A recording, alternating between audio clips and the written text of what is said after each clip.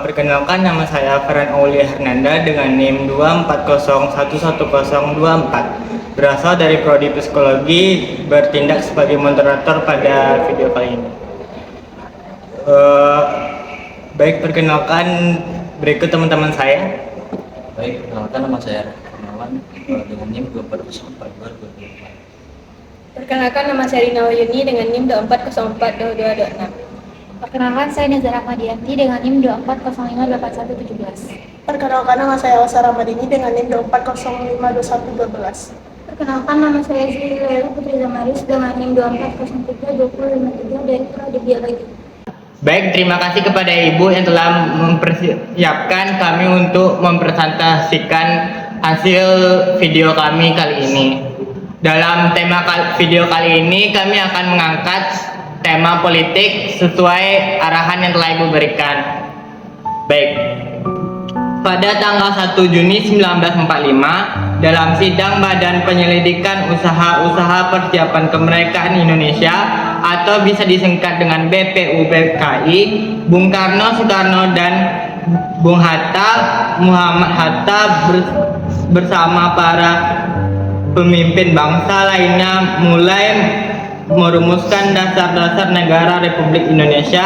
Dalam sidang tersebut, Pancasila secara resmi diusulkan oleh Bung Karno sebagai dasar negara Indonesia.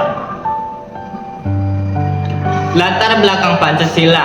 Pancasila adalah dasar negara, pandangan hidup dan ideologi nasional Indonesia. Implementasi Pancasila penting untuk menjaga keutuhan dan tujuan bangsa Indonesia. Pancasila harus menjadi sumber utama dari semua kebijakan negara Indonesia. Selanjutnya akan dilanjutkan oleh Rizky Kurniawan. Baik, terima kasih moderator. Saya akan bacakan makna Pancasila. Pancasila merupakan filosofi dasar yang terdiri dari 5 sila, yaitu ketuhanan yang Maha Esa, kemanusiaan yang adil dan beradab, persatuan Indonesia, kerakyatan yang dipimpin oleh hikmat kebijaksanaan dalam permusyawaratan perwakilan, dan keadilan sosial bagi seluruh rakyat Indonesia. Setiap sila memiliki makna dan prinsip yang menjadi landasan bagi bangsa Indonesia. Berikutnya, hakikat implementasi Pancasila. Yang pertama, secara hukum, Pancasila adalah sumber dari segala sumber hukum di Indonesia.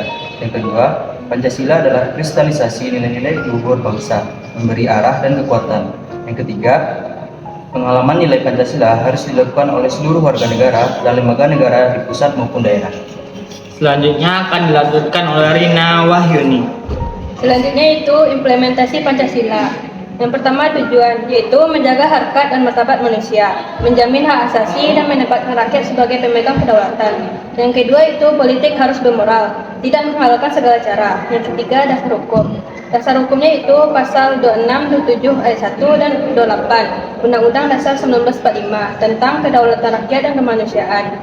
Yang keempat itu kebijakan politik harus mengutamakan rakyat, menjamin hak-hak dasar dan berlandaskan moral. Selanjutnya itu tantangan dan pemahaman arah. Yang pertama, ketimpangan sosial, intoleransi, dan polarisasi politik menjadi hambatan utama dalam penerapan nilai Pancasila. Yang kedua itu banyak praktik politik yang tidak sesuai dengan nilai luhur Pancasila, seperti dominasi kepentingan kelompok dan pelanggaran hak asasi manusia. Baik, terima kasih. Selanjutnya akan dilanjutkan oleh Neza. Terima kasih moderator. Saya akan menjelaskan tentang tantangan dan pemahaman arah. Tantangan yang dihadapi dalam memperkuat dan menjaga nilai-nilai Pancasila, pentingnya pemahaman yang mendalam tentang Pancasila untuk menjaga konflik dan perpecahan di masyarakat. Implementasi nilai Pancasila dalam politik dan dinamika sosial. Yang pertama, Pancasila harus menjadi dasar dalam dinamika politik untuk menciptakan demokrasi yang sehat dan berkeadilan. Yang kedua, nilai persatuan dan musyawarah mufakat harus diutamakan agar politik tidak terjebak pada polarisasi dan konflik berkepanjangan. Yang ketiga, penguatan pendidikan Pancasila dan sosial. Nilai-nilai tersebut menjadi kunci untuk mengatasi tantangan tersebut. Selanjutnya akan dilanjutkan oleh Elsa. Dipersilakan. Upaya implementasi nilai-nilai Pancasila untuk kesejahteraan rakyat. Yang pertama adalah pemerintah. Memperkuat pendidikan Pancasila di seluruh jenjang pendidikan, membuat kebijakan yang berorientasi pada keadilan sosial dan menegakkan hukum secara adil tanpa diskriminasi. Yang kedua adalah masyarakat. Aktif menjaga nilai-nilai kebersamaan, toleransi, dan solidaritas, serta menolak segala bentuk intoleransi dan kekerasan. Yang ketiga adalah sektor swasta. Mendukung pembangunan ekonomi yang inklusif dan berkeadilan, serta berperan aktif dalam tanggung jawab sosial. Yang keempat adalah melibatkan lembaga pendidikan, keluarga, dan komunitas dalam sosialisasi dan internalisasi nilai-nilai Pancasila secara konsisten. Yang kelima adalah mengedepankan musyawarah untuk mufakat dalam menyelesaikan konflik politik dan sosial sesuai dengan sila keempat Pancasila. Baik, terima kasih. Selanjutnya akan dilanjutkan oleh Zilie.